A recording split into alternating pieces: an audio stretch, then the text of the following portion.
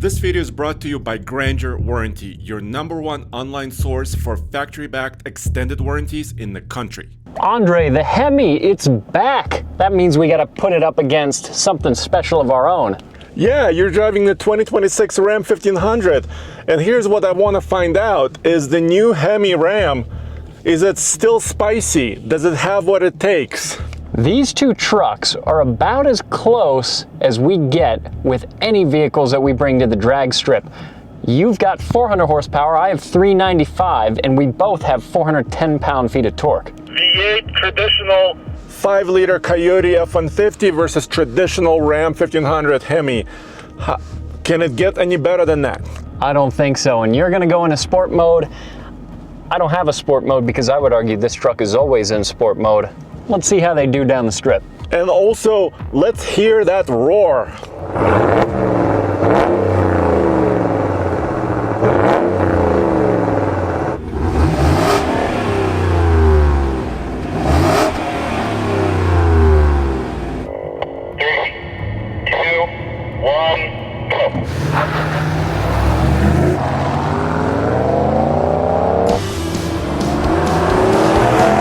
Come on, Ram.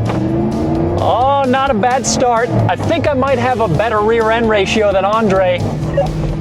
Okay, good start. Ooh, that Hemi jumped up. But he's a little bit lighter and he's got an extra 5 horsepower. I'm foot to the ground and he's pulling ahead of me.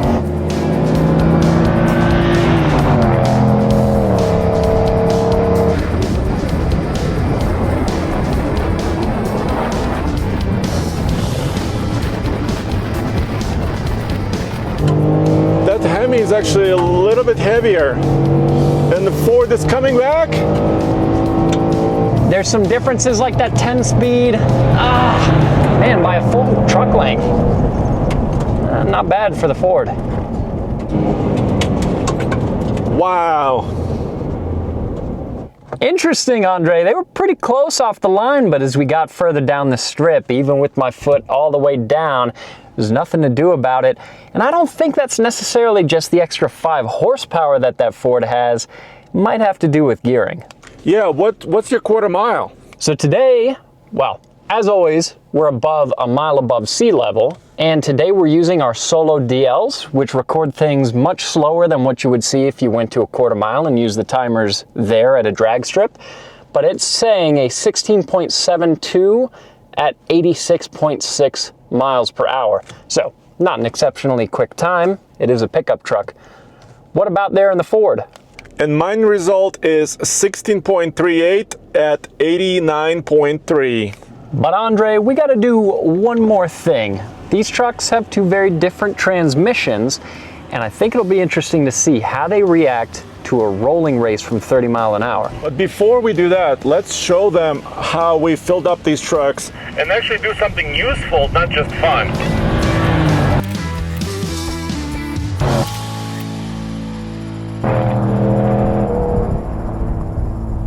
So you just saw our first drag race, right? But how about we also turn it into a small MPG loop? You want to do MPG while we're drag racing V8 trucks, Andre? Heck yeah! I want to see how livable, everyday, how good are they? Yeah, well, fair enough. We'll give some actual useful information on top of the fun that we're having at the drag strip today. Let's top off 87 octane and let's do the same number of drag races and find out. Want to see me push 87? Yeah! Take that! So that's good. Did you know that every new Hemi has a 33-gallon tank, my friend? That's not bad. Right. But it's not 36 like in the Ford, but still okay.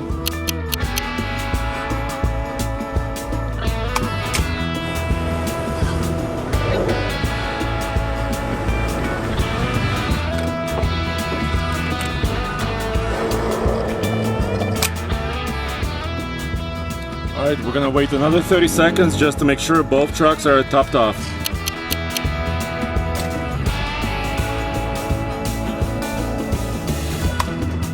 Alright, Kase, let's reset the trip meters in both trucks and let's head back to the track for the second race. No matter which pickup truck or car you're buying, if it's brand new or slightly used, it's a huge investment these days. so you want to protect yourself for the long haul. So check out our partner GrangerWarranty.com. Using the link in the description below, you can save some money, up to about $1,000 compared to other factory-backed extended warranties, and protect yourself for the long haul using OEM parts and certified technician to fix your vehicle. So as far as the Ford F-150 is concerned, the 5-liter Coyote kind of returned in its latest iteration in 2011-ish, and then it was updated a couple times, but it's still here. It's still here, and Andre, I'm wondering why ours is still naturally aspirated. What's going on? Where's our supercharger? Well, it's because we want to do these videos. We want to do stock for stock comparisons. But wouldn't these videos be better if it was supercharged? Yeah. Potentially. And then that Hemi could be supercharged also. True, we've seen a supercharger kit that might come out for this, but in stock form, 400 horsepower, 410 pound-feet of torque, pretty healthy output. And these are nice rev-happy engines. 10-speed automatic transmission. This Tremor is equipped with a 373-to-1 rear axle ratio. All stock base Tremor. We'll talk about pricing at the end of this video. Look at this Hemi. It's nice. Back in its natural habitat in the Ram 1500. Andre, this engine is old enough now. Do you think it's fair to call it a classic? Almost. So the Magnum V8 engines were in Ram pickup trucks until about 2003. Yep. And then that's when the 5.7 really came in to play. But it's been updated. That's true. And then this latest one also is equipped with e-torque mild hybrid. And the total system output here is 395 horsepower, but also 410 pound-feet of torque to match the F-150 over there, and paired up to an 8-speed. But our rear end ratio is a little more aggressive on this truck, a 392. So even though this is a little heavier than the Ford, that rear end ratio should help it off the line. Exactly, and they both have, really beefy off-road tires, and they're kind of, very well matched. Yeah, they're similarly spec trucks because, like you said, they're both on all-terrains, and they're also relatively basic interiors, not the most equipped.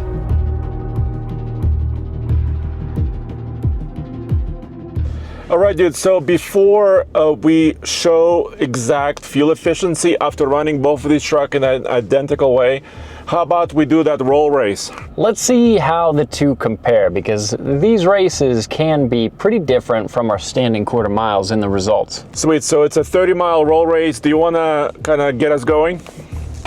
Yeah, we'll quickly accelerate up to 30. And count down.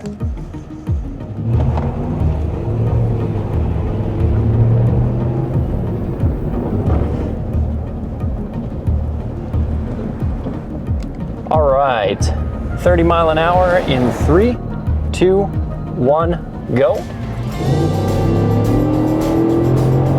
It seemed like my Ford picked up a gear sooner than the Ram. Ooh, the Ford downshifted quickly.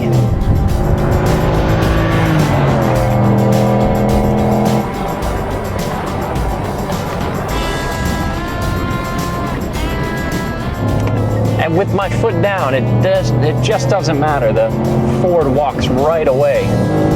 And the Ford is a little bit further away.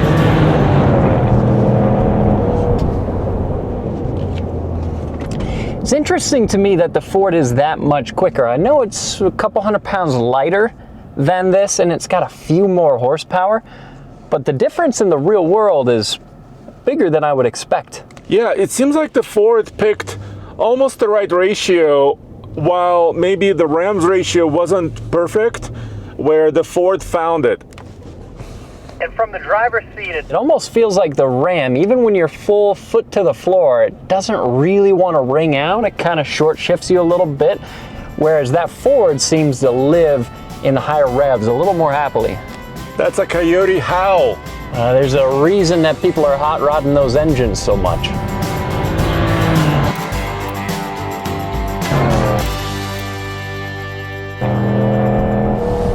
According to the trip odometer, our round trip was 41.5 miles, and including all of our drag racing, which we did the same with both trucks for the same number of runs, I'm at about 17 MPG here in the Ram, but we got to confirm at the pump.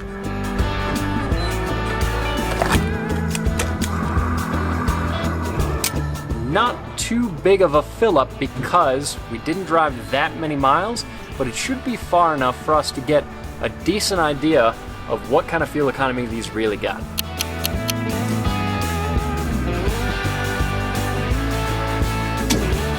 .5 miles divided by 1.9. 3.8. 938. And by the way, we did several drag races, but we also drove kind of in the city. Yeah, that's true. So not Around town. like highway. 21.4. Whoa. Okay, so quite a bit better than the trip odometer figured. What was that figuring? Around 17. Okay. Well, let's see what the Ford does.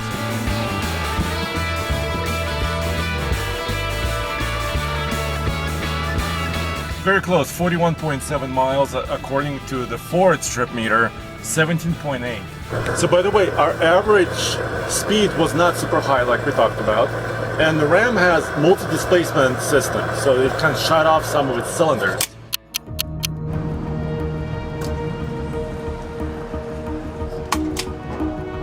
Similar top off in the Ford. Yeah.